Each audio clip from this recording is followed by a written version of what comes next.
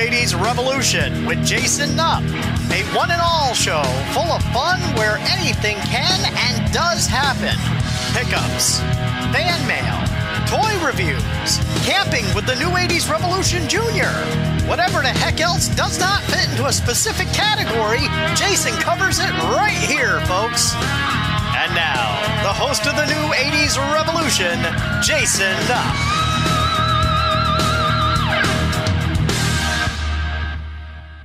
What's up, guys? Jason Nupp, New 80s Revolution, down here in the cave for a quick pickups video. A two-parter, actually, because after the VHS pickups that I'm going to show you, we'll flip it around and we'll go right into an episode of Collecting is Half the Battle, and I'll show you 3 more 1986 G.I. Joe figures that are added to the shelf. The VHS is first. Okay, so there's 2 things going on in my obsessive little collecting mind when it comes to VHS. We're doing, pretty much as much, horror, old 80s horror VHS that I can get. And they're not easy to find, and they're not easy to find cheap either. So that's one thing. And then the other thing is I've decided to go after taped from TV VHS. I'm starting to love those. Unfortunately, I haven't figured out when to sit around and watch them. I did put a VCR upstairs in our main viewing area, so I wasn't going to do that. I was only going to watch the VHS down here in that authentic feel. But then it's like, all right, it's 10 o'clock at night, it's 11 o'clock at night. Do I want to go downstairs and sit in the basement? Do I want to just lay on the couch? So I brought a VHS player upstairs. But anyway, I love taped off TV VHSs. There's just hidden gems and commercials and great stuff. So I got some things to show you. First, the commercial stuff we'll go through real quick. I got these on trade from a main man, Todd Burrett, over at the Avon Flea Market. If you remember, a few years ago, I picked up a couple of those wooden Teenage Mutant Ninja Turtle toy boxes. And they're just bulky and huge, and I didn't need them. And I had actually put them back in the overflow section, the overflow lot of the cave, where the unmentionables go. And I had them back there, and they were even just taking up too much space back there. So I traded them. I gave one to G.I. Joe Ron and one to Todd Burrett. And Todd Burrett gave me these VHS tapes in trade. First, we have the Kid Rhino G.I. Joe set of 6 VHS tapes. That's great. Great for display, great for watching. And I believe these are all 2 episodes. 2 episodes per, 50 minutes each tape. Usually you have a part 1 and a part 2, or just 2 separate episodes.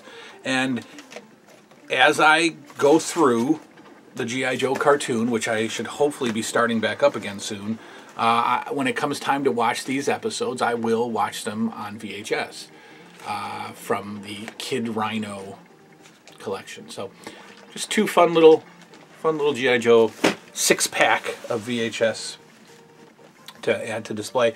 And then he had this sitting on his table, and I grabbed it from him for $3. I love this movie, and you would think that I would like the 80s version more. I don't. I like the original version more. I love this movie. I could sit around and watch it all day. The Blob. I love The Blob. This is, of course, the 1950s version. I believe it's the 50s. Yeah, 1958. Steve McQueen. The Blob.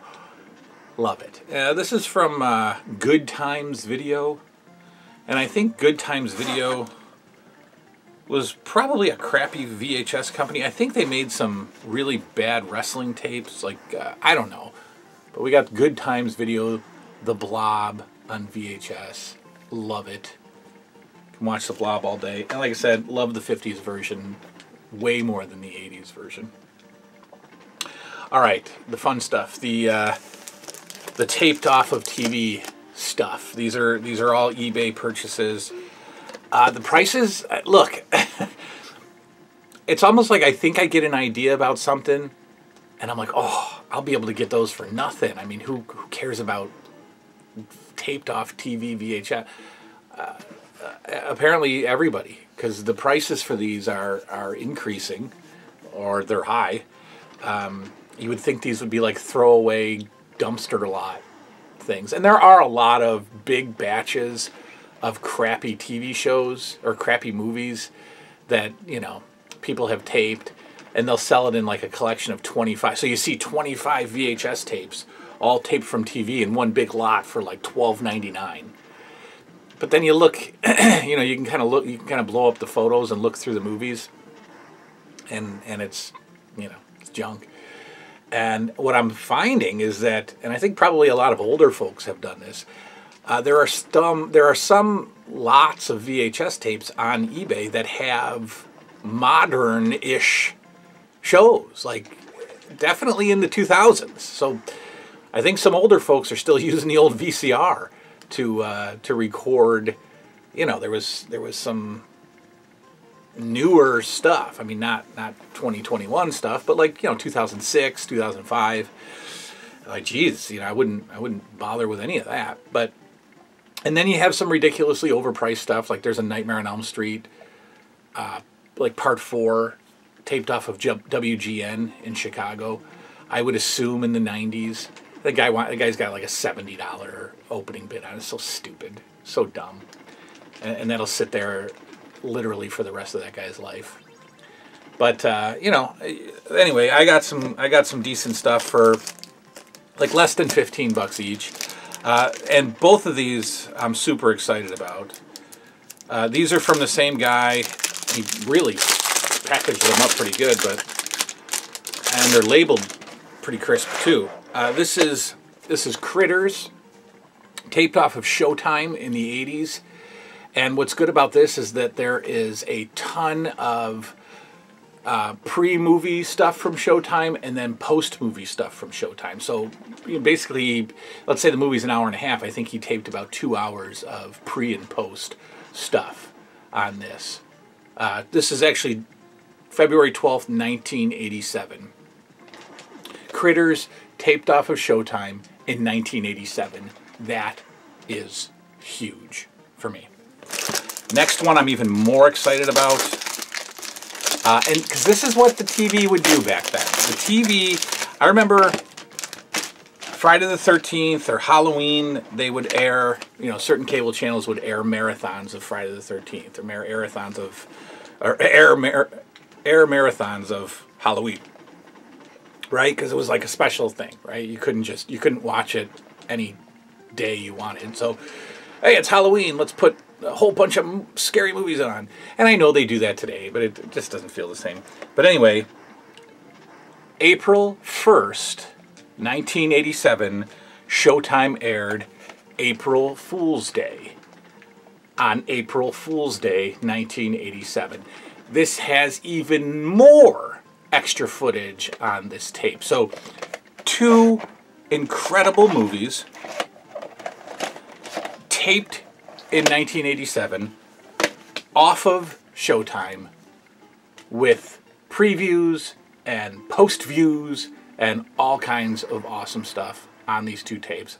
Super, super, super duper excited about these. And this guy labeled them awesome. Like he's got his label there. He's got his label on the tape. And then if you're going to display the tapes this way, he's got them labeled that way too. And that's the way it was done back then. That's the way it was done back then. You would go out of your way to make sure that you had the neatest written label. If you were handwriting it, I would like first you had to, because the labels came on a separate sticker sheet, right? And if you labeled your tape before you wrote on it, you were in trouble, because who can write neatly on a tape? So you'd have to write it on while it's still on the sheet, and then peel it off and put it on your tape. Because if you had sloppy handwriting on your tapes, they just didn't look good. Because these were display pieces, ladies and gentlemen, not just in 2021 in my crazy head. They were actually on your bookshelf back in 1987 as well. Finley's having a hard time with Contra, aren't you? You want to sit with me? No? Okay. And then the last taped from TV that I got. And I think this one doesn't have a label. It has a label on this side. But I think I'm going to look on Amazon or eBay or something for some old VHS labels. Like maybe somebody prints them off, because I wanna label my tapes. I have some tapes that don't have labels, and like this one, maybe the label's kind of peeling up a little bit, and I'll just probably glue this down. But for my tapes that don't come with labels on the tape, I wanna make my own. This one is exciting. This is from 1990, but it is like a 4 or 6 hour block of Nickelodeon's You Can't Do That on Television is all right here on this tape, and whatever goodness comes in between the episodes. You can't do, it says right here, YCDT, yeah, the abbreviation there. There you go. But anyway, like 6 hours of You Can't Do That on Television. Nickelodeon's. Haven't seen this show in decades, and I loved it. I would sit and watch and enjoy You Can't Do That on Television. So that's going to be fun, and we'll definitely do something with these. I still want to do the Vintage Horror Night where we cook and eat and watch a show together, but I don't know if I'll do the Saturday morning Super Show anymore with the cartoons. I don't know, it just wasn't, like, We'll do it. We'll go through. Maybe we'll do just like a VHS watch party where I watch and talk, and I don't know. We'll do it. We'll do the Vintage Horror Night, I think, and we'll go through these tapes for sure together, and it'll be awesome. All right, let's flip it around. Let's cue up the intro for Collecting Is Half the Battle right now. Get your men together. It's time to invade the G.I. Joe collection and rebuild it from scratch. Ladies and gentlemen, the only man crazy enough to take on this mission, G.I. Jason. Get ready to lock and load with G.I. Jason as he presents Collecting Is Half the Battle. Lock and load, people. Move out!